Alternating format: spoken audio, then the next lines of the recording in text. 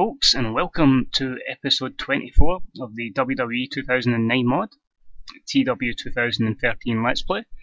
The third week of January now. We've just this show and then one more of each brand before we get to the Royal Rumble. So hopefully again we'll continue building towards the Royal Rumble match and building of course some storylines along the way.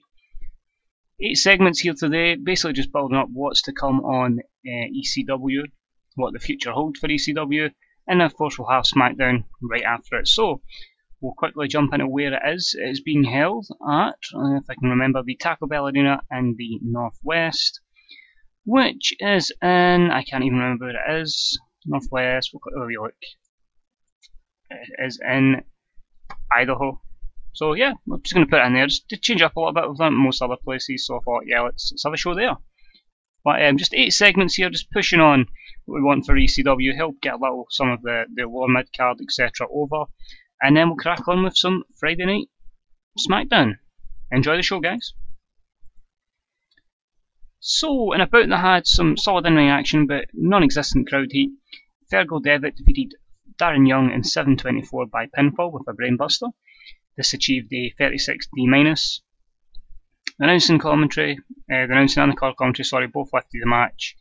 No skill improvements there, but just a match to get Fergal Devitt some overness. Darren Young has so many negatives. It does not look good for him at the moment.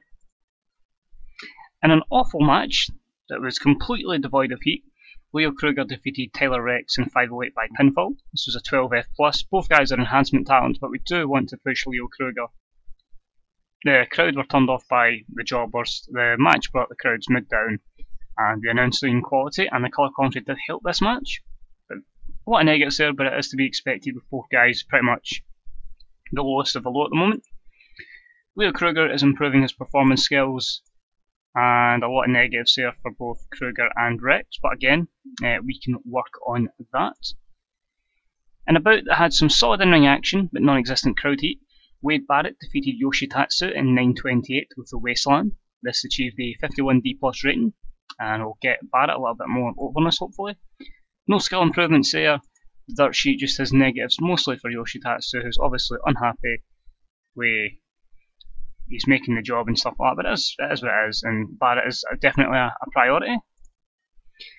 Then we have a Wade Barrett promo. Shelton, like last week, I'll warn you again, the winds of change are coming in ECW. He will arrive soon to change everything, not only in this brand, but the whole WWE landscape. You see, for too long here, WWE has relied on the same superstars, with no one breaking through. With this man, it becomes a reality. Not only do I break through, but we all break through, and we take over as one. So 61C rated promo. Barrett is putting basically the whole WWE on notice that someone is coming to change everything in ECW. The storyline continues because he's obviously just warned Shelton, Benjamin about what's going to happen. Obviously we need to get his momentum up, but we can certainly work on that with Wade Barrett. I think definitely over time he'll be someone that will be really, really good, and hopefully we can get him to the main event one day. Oh, that's quite a surprising result. In a match that had some good action, but not much in the way of heat, Alex Shelley and Chris Sabin defeated Paul Burchill and William Regal in 7:33 when Alex Shelley defeated William Regal with a sliced bread number 2. 72 B-, great match, really just put Burchill and Regal together as two heels to elevate the machine guns. Usual good chemistry from these kind of teams. Regal improving performance skills, Paul Burchill improving technical and flying, which is a good sign. But overall this was really just to push over Sabin and Shelley. We cut backstage to Leo Kruger, who sees Wade Barrett. Mr. Barrett, what exactly do you mean by this new generation? Barrett replies, Kruger, trust me, all will be revealed in due course. He's coming to make this place a better place for all of us. Relax. So, just Kruger obviously confronting Barrett, knowing what's in it for him. He says the guy's coming and he's going to make it better for everybody in ECW. So at 38 D-, Leo Kruger was underwhelming, so not really looking good, but he's improving his acting, and hopefully it's a talent we can maybe get over time, although with the poor gimmick, maybe we'll turn him into Adam Rose, who knows. But we'll see with that one. It's just helping of course that we kind of angle I'm going there. A vignette is played and a voice airs which has clearly been edited. obviously not to give away who it is. When ECW was created, it wasn't about violence. It was about giving outsiders and youth a chance. Giving the not so much superstar an opportunity. Being different. But look at it now. All it is failed projects from Raw and Smackdown who are holding back the next generation. The next generation will come through, and I will be the man to lead it and finally kill off ECW. Tick tock, tick tock. So a vignette hyping this man's arrival in ECW, and that is a 74 B- rated segment. I don't want to give too much away, but if you've any idea who it could be, guys, put it in the comment section. I'm interested to see who you think it could be. That it could be coming in. Could it be someone already on the main roster, or is it someone we have signed? Who knows? We finished the evening and about that featured great action, but not much in the way of heat. Shelton Benjamin defeated Alberto Del Rio in 9:57 with paid up. Shelton Benjamin makes defence number 2 of his ECW World Heavyweight Championship. 68C+, it's okay. Just another win for Shelton to keep his momentum going. Shelton improves his performance skills. Negatives are really just for title prestige. Both men holding back and announcing, but again the announcing will come good over time. And the overall rating for the show is a 66C+. So that is ECW, guys. I will be back shortly with some Smackdown. So here we are, guys, with the Smackdown portion of the show. Only 8 segments in 2 pre-show segments. I may look at maybe expanding some of the shows if this is all the segments I'm going to be able to afford. But it's mostly upper mid card and main event talent that we're using. So I say maybe extend it just to give a lot more guys time. But I mean, we will be restructuring the shows at one point down the line anyway. But there's another couple of matches that does steer us towards the Royal Rumble, and again give you a rough idea of some of the card and who's going to be in the Royal Rumble as well. But we will reveal the full card and stuff like that as next week once we're on the Go Home Show week. But yeah, enjoy, guys. Just a small show for Smackdown, but hopefully a good rating nonetheless. So we end up with a full sellout attendance. That's good, 13,000 here. And a match that had some good action, but not much in the way of heat. Alex Shelley and Chris Sabin defeated the Hart Dynasty in 10:19 when Shelley defeated Tyson Kidd with Sliced Bread number 2. A 78B. Both teams obviously have excellent chemistry. The problem with this was one of the matches that if I had more time in the main show would definitely be a part of it. But as what it is, it's building more momentum for the Machine Guns, and David Hart Smith's improving his technical skills. That's a good sign there. And a match that had some good action but not much in the way of heat. JTG defeated Caval in 6:41 by pinfall with a spinning headlock drop. 62C. Again with Shad, we're just building JTG up a little bit. No improvements there. Negatives, just both guys holding back and length. So, well, not too bad. But time for the main show. And about that featured great action and a good crowd. Christian defeated the Big Show in 11:31 by pinfall with the kill switch, following interference from JTG. Also during this match we had Shad Gaspard run in and cost Big Show the match as well. A 72B-. Obviously Big Show's really over, but I think we do need to start putting a couple of talents over with that. Maybe Christian will be one of the guys that benefits from that. And also includes the Crime Time feud with Jericho as well, them costing him the match. No skill improvements, and it's mostly the Big Show with the negatives. But if we can push Christian up, that's all good. I think he deserves it. We'll give him one little run on Smackdown. And about the featured great action and a good crowd. Shad Gaspard then defeated Chris Jericho in 12:30 with a fast roll-up, a 76B-. Surprisingly, both these guys have excellent chemistry, which is good. It continues the storyline in the tag division, and again is taking some of Jericho's overness and putting it to Shad, because I think Jericho can recover it more with his mic skills. But delighted with that. More negatives in Jericho than Shad, which is very surprising. And about the featured great action and a good crowd, Batista defeated John Morrison in 9:35 with a spinebuster. Just a 62C, not a great match here. Two guys needing a bit of momentum, and the Animals improving his performance skills there. So I think Batista may be one guy we'll maybe look to job out a little bit and phase out slowly but surely.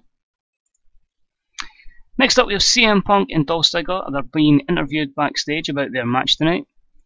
Todd Grisham's asking questions. Punk replies, "Listen, it's simple. Jeff Hardy is nothing but an addict. He simply cannot contain himself. He thinks he's better than CM Punk, but once those distractions come into play, he can't even compete. He's just as useless and pathetic as his brother Matt ever was."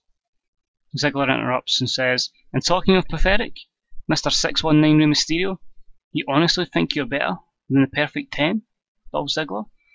Tonight, we will defeat you, and at the Royal Rumble, I shall retain my Intercontinental Championship against you. Follow that." So a 75B minus there. Todd Grisham underperformed, but I mean, it's just, would have preferred to just have that as a backstage segment, and I don't want to like overflow the show. I want to try and keep the crowd at a decent level. Both storylines improve with that, so that's very good there. No skill improvements, and the dirt sheet is just a negative for being done to a cold crowd, but I still think we're at a decent level heading towards our main events. The match itself was very good and about to feature great action and great heat from the audience. CM Punk and Dolph Ziggler defeated Jeff Hardy and Rey Mysterio in 15:06 when CM Punk defeated Rey with a Pepsi Plunge. Probably should change that. 82B, excellent. Good match out of Jeff. Good match out of Dolph, which we've not had, surprisingly. His matches with Rey have been pretty poor. That's pretty decent. And both storylines again advance with this segment, so hopefully we'll not get the storylines under 64 heat problem coming up. Ziggler and Mysterio both improved their performance skills, so we may tap into this match a few more times down the line. And look at all the negatives as well. Punk not going to allow a couple of guys holding back, Jeff's problems. It could have been better as well. That's good to see. Oh, very surprised at this. An interview with Drew Galloway tonight. Drew McIntyre, sorry, forgetting he's in WWE still. "Tonight I'm going to prove to everyone in the WWE that I, Drew McIntyre, am indeed the future of this company. I will walk to the ring and I will single-handedly destroy the cornerstone of this company of the last 20 years. So Undertaker, you might be the dead man, but after tonight, when I fight you, you'll just be dead. Your party's over." So 85B+, excellent there. Drew, great promo, worked the crowd well. Can only assume he is going to be the future of the company if he's getting ratings like that at 24. No skill improvements, overall, just amazing. Which leads us to our main event match, phenomenal, and about to feature great action and a good crowd. The Undertaker defeated Drew McIntyre in 18:15 with a chokeslam. 85B+, exceptional, great from Drew, great from Undertaker. That can only help the future, and Drew McIntyre is improving his technical skills, and that could have been so much better as well, which is scary. Now we finish the show off as Undertaker does his usual post-match taunt. Flames randomly go off at the top of the ramp. The Undertaker looks up at this and looks very confused as if what actually is happening here. Due to distraction, the animal Batista attacks him from behind and starts beating down the dead man with lefts and rights before taunting him in the crowd, giving him abuse, saying, "Who's your dead man now?" And then he finishes it with a Batista bomb. The Animal Unleashed storyline needed a big boost. This certainly is going to help it, and a 93A was delivered here, but just fantastic. Pretty much sets in it's Undertaker versus Batista at the Royal Rumble at the moment, so that's fine. Overall, 84B+, and we improve in 15 regions, so delighted with that. Right now I'm looking at Undertaker Batista, CM Punk Jeff Hardy, Dolph Ziggler Rey Mysterio, Jerry Show against Crime Time at the moment for the Royal Rumble. But we'll see how long the Royal Rumble match actually takes and how much we actually do put on it. Everybody's delighted with both shows. Dave Mastiff is on the radio. Not really much else to cover. Tommy Dreamer and Tyler Rex are complaining. I saw our ratings from Raw, don't worry about that. So ECW got a 0.43, so that's up on Sci-Fi. But pretty much that's it for this episode, guys. It's a pretty short one. We'll maybe look to extend both shows to 2 hours, but I think that would probably happen once we maybe ditch an ECW or something happens along that lines and same with Superstar. So maybe down the line, but not quite at the moment. But so guys, thank you for tuning in. I hope you enjoyed the episode. We'll do a roundup of storylines, etc. and everything next week, and we'll know exactly where we are heading into the Rumble. But so if you enjoyed it, leave a like. If you've got any comments, folk you'd like to see pushed, etc., any ideas of where you think I might be going, to see how correct you could be or how wrong you could be. Put them in the comments section. And if you haven't subbed, hit the sub button and the videos will drop into your sub box every Thursday and every Sunday for this series. And until next time, it's Maxwell. I'll speak to you all real soon. Bye bye.